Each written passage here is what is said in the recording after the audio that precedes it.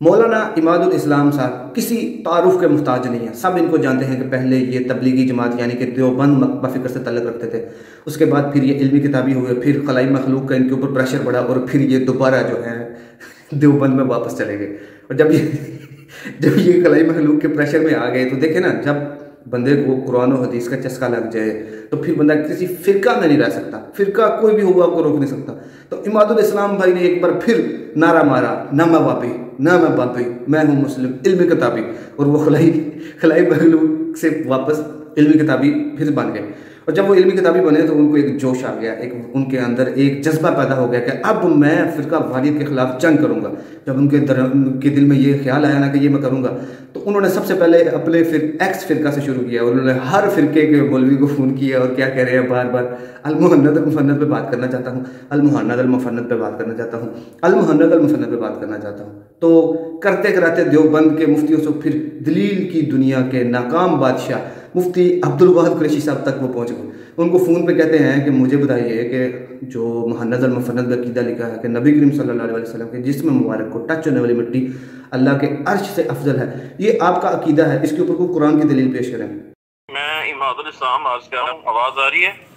जी फरमाइए। जी इज़्ज़त, वो मसला पूछना था आपसे जी कि वही जो अल-मुहन्नद का अक़ीदा है अर्श काबा से अफजल है मिट्टी, उसके बारे में कोई कुरान की आयत चाहिए थी प्लीज़। तो इस पर मुफ्ती अब्दुल वाहिद कुरैशी साहब ने दलील तो पेश नहीं की क्योंकि उनको पता था, लेकिन उन्होंने इमादुल इस्लाम को फंसाने के लिए कहा कि मोहम्मद सल्लल्लाहु अलैहि वसल्लम के वालिद मोहतरम है अब्दुल्ला, ये तुम्हारा अक़ीदा है। तो वो सादा सादा बंदा है, क्योंकि उस इमादुल इस्लाम बेचारा कहाँ दलील देगा और कहाँ उसको पता है कुछ। उनके पास वही देखे ना, देवबंद मकतबा फ़िक्र से निकले तो हैं, लेकिन अली भाई को उन्होंने उस तरह नहीं सुना। अगर वो अली भाई को सही से सुनते तो वो कहीं भी फेल ना होते। क्यों?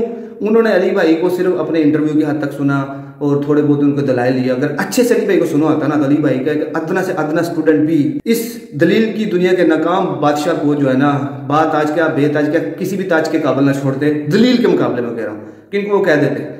तो उन्होंने उनको पूछा है कि मोहम्मद सल्लल्लाहु अलैहि वसल्लम के वालिद का नाम अब्दुल्ला है, तो इसके ऊपर तुम अक़ीदा रखते हो? तो ये भोला भाला बंदा जैसे बोला हाँ मेरा अक़ीदा है कि वो अब्दुल्ला जो है मोहम्मद सल्लल्लाहु अलैहि वसल्लम के वालिद है। तो उन्होंने कहा तुम भी इसके ऊपर कुरान की आयत पेश करो। अकीदे पर कुरान की आयत होती है? ज़ारा जी, हमारा अकीदा है कि रसूलुल्लाह सल्लल्लाहु अलैहि वसल्लम के वालिद हज़रत अब्दुल्ला है। आपका यही अकीदा है? आप कुरान की आयत पेश कर देना। सवाल का जवाब इमाद, यहाँ तेजी नहीं करना, सवाल का जवाब देना। रसूलुल्लाह के अब्बा जान का नाम क्या है? पहले आप तो जवाब दे हुज़ूर देना। पाक सल्लल्लाहु अलैहि वसल्लम के अब्बू जान का नाम क्या है? हज़रत अब्दुल्ला रज़ी इस पर आयत पढ़ दें कि हुज़ूर के वालिद का नाम हज़रत अब्दुल्ला है, ताकि पता चले अकायद कुरान से साबित होते हैं। अब देखिए, आपकी एक चीज़ जो कुरान और सुन्नत के खिलाफ गलत है उसको जस्टिफाई करने के लिए आप इस तरह करेंगे। मोहम्मद सल्लल्लाहु अलैहि वसल्लम के वालिद का नाम अब्दुल्ला है, इसके ऊपर ना सिर्फ इज्माए उम्मत है बल्कि इसके ऊपर इज्माए इंसानियत है। सुलह हुदैबिया के मौका पे जब मोहम्मद सल्लल्लाहु अलैहि वसल्लम ने अपना नाम लिखा मोहम्मद रसूलुल्लाह, तो जहां मुआहदा हो रहा था उन्होंने कहा कि हम आपको मोहम्मद रसूलुल्लाह नहीं मानते, आप ये वाला नाम हटाएं। तो इन द शार्ट वो नाम हटा के मोहम्मद बिन अब्दुल्ला लिख दिया गया। सबको ये रवायत पता है कि जहाँ पे हज़रत अली ने इनकार किया था कि मैं नहीं हटाऊंगा, सब ने ये सुनी है, इतनी मशहूर रवायत है। तो जब आप सल्लल्लाहु अलैहि वसल्लम ने मोहम्मद बिन अब्दुल्ला लिखा तो वो जो थे काफर वो मान गए, जो दायरा इस्लाम से खारिज थे सारे वो मान गए। लेकिन इज्माए इंसानियत है नबी सल्लल्लाहु अलैहि वसल्लम के वालिद के ऊपर। ये एक तारीख है जिसको सब मानते हैं कि मोहम्मद सल्लल्लाहु अलैहि वसल्लम के वालिद जो है वो अब्दुल्ला है, सब इनको मानते हैं। इसके ऊपर कुरान की दलील लेना, इसके ऊपर तो इज्माए उम्मत क्या है, इज्माए इंसानियत है। अब देखिए कुरान की ऑथेंटिसिटी इज्माए उम्मत ही है ना, पूरी उम्मत ने इज्मा किया है, कुरान वही है जो रसूलुल्लाह सल्लल्लाहु अलैहि वसल्लम के ऊपर नाज़िल हुआ, वही चलता आ रहा है।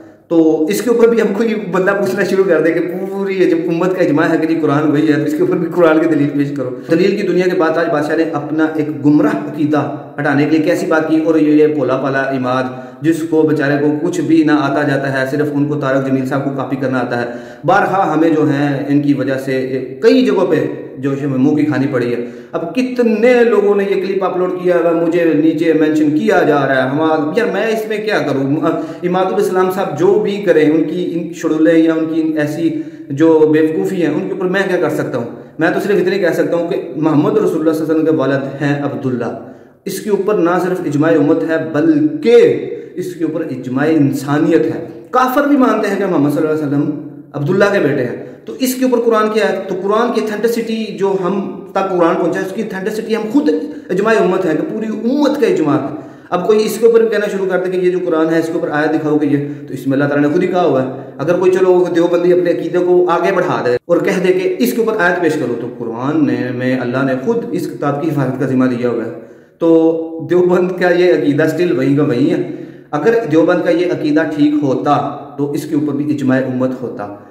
आपके अलावा कोई मकतबा फिक्र इसके ऊपर एग्री नहीं है, सब ने इसके ऊपर इख्तलाफ किया और इसके जो गलत होने में यही काफ़ी है कि सब जो फिरके हैं वो इसको गलत कहते हैं, सिवाय आपके या आपके कोई दो चार हामी कर लें बस। तो आपका अकीदा स्टिल वही का वही है। इमादुल सलाम का सवाल वो अभी भी वही है कि इसको कुरान की आयत पेश करें। आपका ये कहना कि मोहम्मद सल्लल्लाहु अलैहि वसल्लम का वालिद अब्दुल्ला है उसके ऊपर कुरान की आयत पेश की जाए, तो भाई उस सबसे बड़ी बात है इज्माए इंसानियत है इसके ऊपर। इसके ऊपर आपको ये आपकी दलील आपको खैर मुझे मैं भूल गया था वो नाकाम दलील की दुनिया के बाद ताज बादशाह जो है वो मुफ्ती अब्दुल कुरैशी हैं। ओ भाई इमादुल सलाम भाई, आपसे भी जो है ना रिक्वेस्ट करते हैं कि आप अपने इल्म के मुताबिक आपको जितना इल्म है उतना ही चादर देख के पाँव बिठाओ ना यार। इतना ना आगे चले जाओ पॉपुलैरिटी और ये पब्लिसिटी के चक्करों में, इतने बड़े बंदों के साथ आप जाके पंगा ले रहे हो और फिर वहाँ जाके आए बाएं शाएं करना शुरू कर देते हैं। तो मैं आपसे रिक्वेस्ट करता हूँ इमादुल सलाम भाई कि नेक्स्ट टाइम आप जो है इस तरह की बातों से दूर रहें। अगर आपने वाकई ही ऐसे करना है तो अली भाई के लेक्चर सुने, अली भाई की दलीलों से सीखें, पहले इल्म हासिल करें ऑथेंटिक, ताकि आप किसी को जब आपको कुछ पूछे कि मोहम्मद सल्लल्लाहु अलैहि वसल्लम के वालिद अब्दुल्ला इसके ऊपर कुरान की आयत पेश करें तो आप उसको वहीं पकड़ दें, उसको बोले इसके ऊपर आयत क्या, इसके ऊपर इजमाए उम्मत है। इजमाए उम्मत क्या, इसके ऊपर इजमाए इंसानियत है। सुलह हुदैबिया पे काफिरों ने मान लिया और तुम्हें मैं इसकी दलील दूं, कुरान की ऑथेंटिसिटी इजमाए उम्मत है, तो आपको मैं इसके ऊपर दलील दूं, आप अपना जो अकीदा है उसके ऊपर दलील पेश करो। तो खैर आपको उनको आड़े हाथों का लेना था, आप खुद ही उनके लिए शिकार बन गए। आप गए थे शिकार करने लेकिन आप खुद शिकार हो गए। तो आपसे मेरे भाई दरख्वास्त है, प्लीज़ इमादुल सलाम भाई पहले आप डेफिनेट इल्म हासिल करें, दलाइल सीखें अली भाई से, अली भाई के लेक्चर देखें, अली भाई की जो मजलिस 50 है वो देखें, आपको अली भाई सारे तरीके से कहेंगे। ऐसे ना करें भाई, वो लोग आप करते कुछ हैं, लोग अली भाई की तस्वीर लगा के बिला वजी। अब देवबंद के मुफ्ती अजीजुर रहमान ने जो काम किया है, हम भी फिर पूरे देवबंद को रगड़ा लगा दें। इवन कि आपकी किताबों में इस तरह के बड़े सारे सबूत मिलते हैं, लेकिन और उसकी प्रैक्टिकली जो चीज़ें हैं वो आप दिखा भी रहे होते हैं। जैसे कि आपके मौलाना इलियास मोहम्मद साहब प्रैक्टिकली ये वाली चीज़ें बयान भी कर रहे होते हैं, और आप भी नमाज में दलील की दुनिया के बाद ताज और आप भी दलील की दुनिया के नाकाम बेताज बादशाह नमाज में हाथ जो नीचे बांधते हैं वो इसलिए बांधते हैं कि आप अपनी शहवत कंट्रोल करते हैं। अस्तगफिरुल्लाह औज़ुबिल्लाह। तो खैर आपसे क्या गिला करना है भाई, तेरी मेहरबानी इमादुल इस्लाम यार, जान दे गुस्से तू।